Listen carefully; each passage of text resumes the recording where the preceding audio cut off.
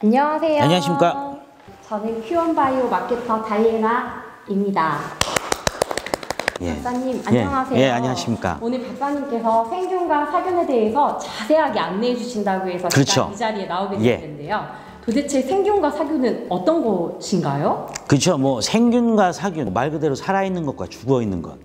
근데 오늘은 이제 어느 쪽이 좋다보다는 어떻게 이런 것들을 섭취해야 효율적인가에 대해서 말씀을 해드리려고 합니다. 여기서 이제 중요한 게 세 가지 포인트. 안전성, 안정성, 그 효과. 예, 세 가지를 포인트를 잡아서 들으시면 될 것 같아요. 안전성이라고 하는 거는 말 그대로 safe, 안전하다.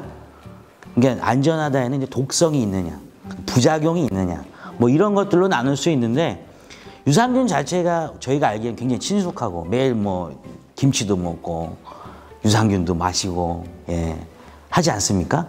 하지만 이런 것들은 이제 균체만 모아서 먹으면 부작용이 좀 있을 수 있어요. 사실 뭐 부작용 사례가 이제 많아지면서 많이 논란이 되곤 했죠. 그래서 이걸 대응할 수 있던 게 이제 사균체입니다.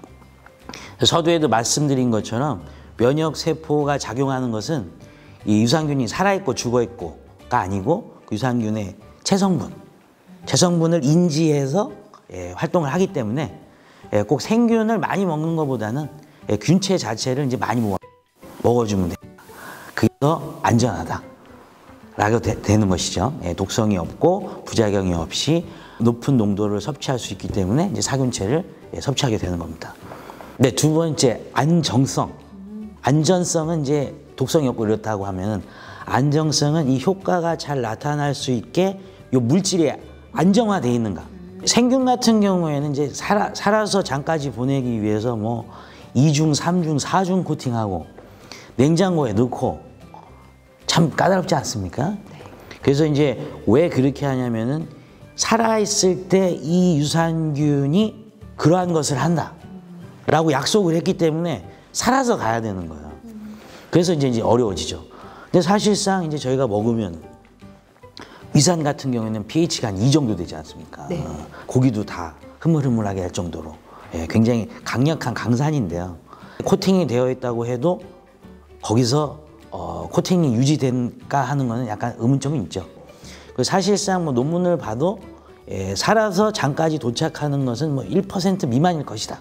뭐 기타 등등의 뭐 여러 가지 논문이 있는데 어쨌거나 위산이 많으신 분들은 그런 것들이 깨질 거고 위산이 적으신 분들은 어떻게 보면은 코팅이 된 채로 장에 갔다가 그냥 바이패스로 지나갈 수도 있는 거고요.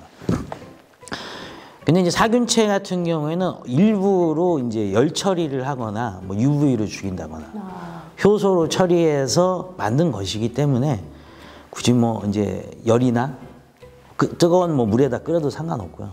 사실 이제 열 처리하는 게 뭐 몇 도로 하시는지 궁금하신 분들이 있을 거예요. 네. 보통 100도에서 120도 이렇게 높이 합니다. 막 그거 이제 회사마다 다 틀려요. 이제 어떻게 몇 도에서 몇 분을 해야 가장 효과가 좋다는 거는 이제 그 회사만의 어떻게 보면 노하우죠. 예, 기업 비밀이기도 하고 그런 처리가 굉장히 중요한 것이죠. 그렇게 이제 처리된 것들을 이용하기 때문에 특별히 뭐 신경 쓸 게 없이 이제 장까지 가서 장에 있는 이제 면역 세포를 만나서 뭐 소장에 뭐 면역 세포의 70에서 80%가 존재한다고 하지 않습니까? 그거 만나서 이제 면역 활동을 한다라고 이제 알려져 있는 거죠.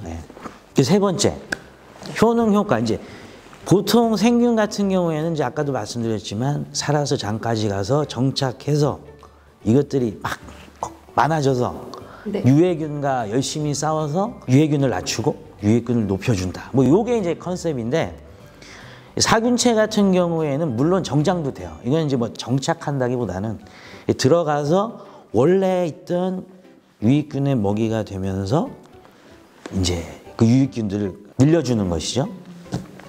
사실은 그러면 이제 나쁜 균도 이걸 먹고 이제 좋아지지 않느냐, 더 많아지지 않느냐 이런 의문이 들어요.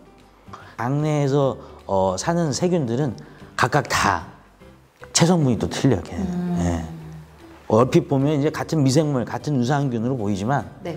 성도 틀리고 이름도 틀리고 다 틀립니다.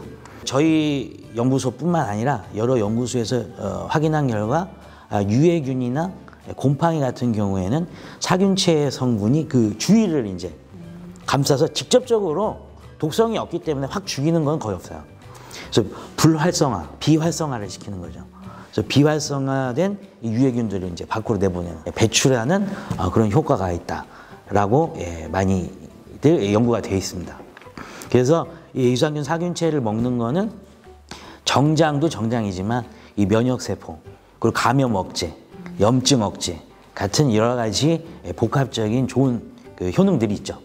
박사님, 보통 시중에 판매하는 유산균들을 보면 100억이 평균적인데 1조 함량이면 너무 높은 함량이 아닌가요?